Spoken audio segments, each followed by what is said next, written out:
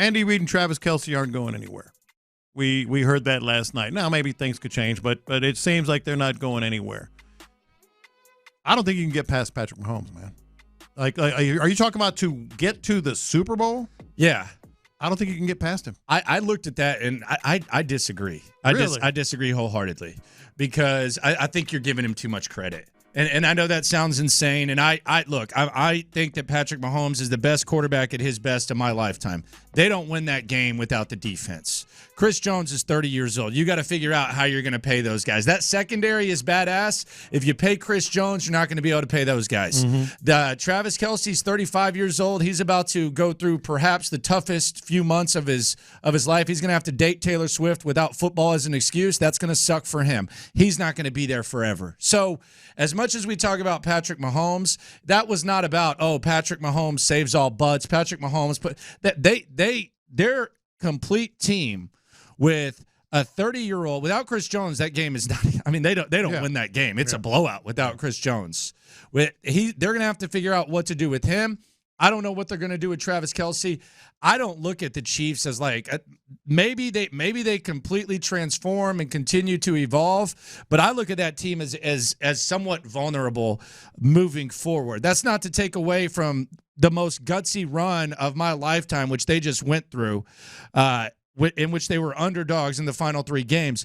But I look at them as extremely vulnerable. I get that, but like the kids like to say, he is him. He is. And not only that, but like he's been able to win any kind of way. Fast-paced offense, middle-paced offense, defense-oriented. So as long as you have him, they can win. And Chris Jones and Kelce, right? No, but I'm talking about Patrick Mahomes particularly. He's won when they've been in track meets. He's won when they've been defense-oriented. He's won somewhere in the middle. And the other part of that makes it more difficult for me in the next 2 years, because I think Andy Reid and certainly Travis Kelce won't be around after the next 2 years. Next year they're back. Maybe the year after that if they win another one, who knows? But they've also shown they know how to build the team in different ways. Like they had the Tyreek. Oh, they've evolved. And they've had the defenses. And I don't think Spagnuolo is going to get a head coaching job. I think he's comfortable where he is. He's older. He's never been a good head coach, but he's been one of the best defensive coordinators ever. So what I'm saying is, however they build it around Patrick Mahomes, I don't see how you can get past him. This would be my thing, though. This would be my argument there in the form of the Texans as we localize it here on In the Loop on Sports Radio 610. Joe Burrow's second year, he beat him. Yeah. He beat him in the AFC Championship game. He beat him. Mm-hmm. Buffalo could not stop them for 19 seconds 3 years ago or whatever. They got the ball with 19 seconds left, and they ended up winning the game. Buffalo missed a field goal as well this year that would have perhaps given them an opportunity. So, I mean, you look at these young quarterbacks like Josh Allen, like a few breaks going his way, he's had a shot. And Joe Burrow, who a lot of people compare C.J. Stroud to, they were real close to beating him last season as well, had it not been for that penalty out of bounds. Mm-hmm. So it's not like teams with young quarterbacks haven't gone toe to toe with the Chiefs. I just don't see I don't see how Kansas City can keep that defense together. I don't disagree with that. All I'm saying is no matter how they put the next team together, once you get to the postseason. But do you think CJ is him would be the question too? Because you say Mahomes is him. Do you think CJ's him? Mahomes is a cut above. But CJ is that guy that can maybe do it. And not to say Josh Allen isn't. Not to say Joe Burrow isn't. But like you just illustrated, you get to the postseason, you get in these types of games, they're going to somehow, some way, you're going to get into close games. Close games are Patrick Mahomes' forte. And whether it's because of defense or offense or something in between, you can't say you can beat him. No matter how you get to that game, no matter how you get to that close moment. Like, I had no doubt yesterday. Did you have any doubt last night that he was going to take him all the way down, score a touchdown? None. Yeah, I did. I had doubt, yeah. Yeah? I thought San Francisco could stop him. I thought they could stop him. I mean, it was kind of like a here we go again type of vibe once they got to midfield. But, yeah, I thought they could. Yeah, there was that. I didn't. And so everybody's going to gush all about Patrick Mahomes, and I think it's very much justified. You want to win one way, you want to win the other way. He's still going to find a way to beat you, and that's where I am. He is in a class of his own. Yeah, he's elite. I mean, he's already one of the best quarterbacks of all time. Yeah. If he quit playing right now at 28 years old, he's gonna be in the mix. Mm-hmm. I want to see what it looks like when Travis Kelce's gone and how they handle the Chris Jones situation. 2 years. Because the strength of that team yesterday was defense. Mm-hmm. No, it was. They don't get enough credit. Well, they're starting to get a lot of credit, but no, I think coming in, he faced teams that were averaging. I'm talking about in the postseason. Altogether, they averaged 28.3 points a game. They averaged 15 against that defense. I mean, that defense was next level. I mean, think about who he went through.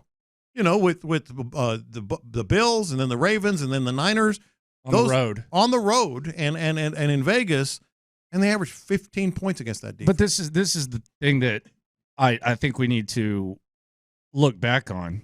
And we had this conversation a month ago, and maybe it was a dumbass conversation by us, or maybe something's changed.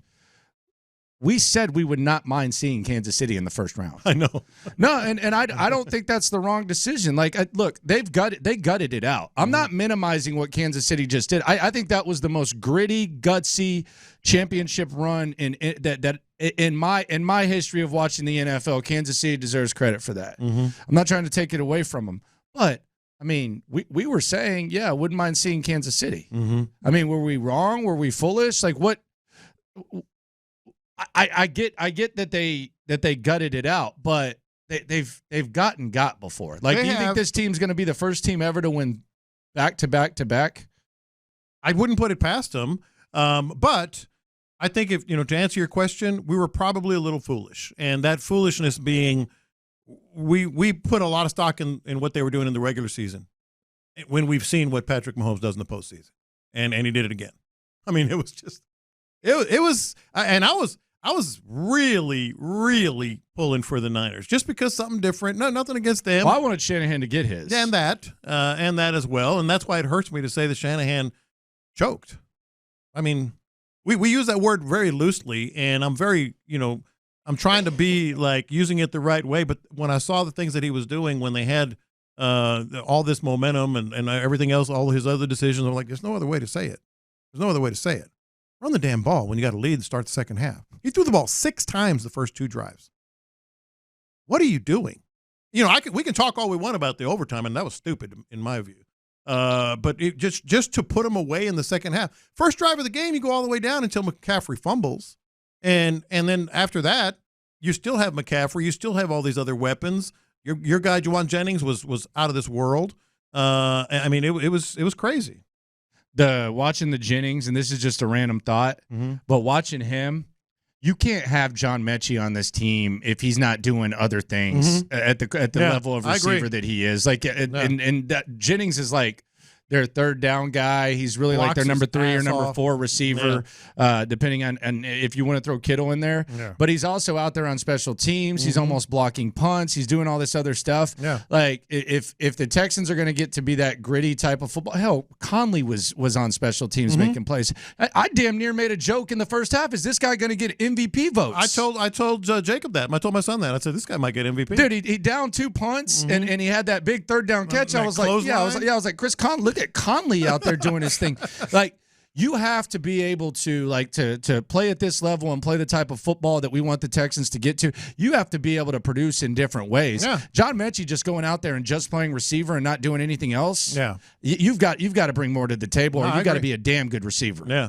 That clothesline tackle was perfect. Man, Conley. Shout out to Conley, man. Good Lord. That was rock bottom. Yeah. We have some fun with Conley, but man, that dude had a hell of a ball game yesterday. And Jennings, my goodness, look at that.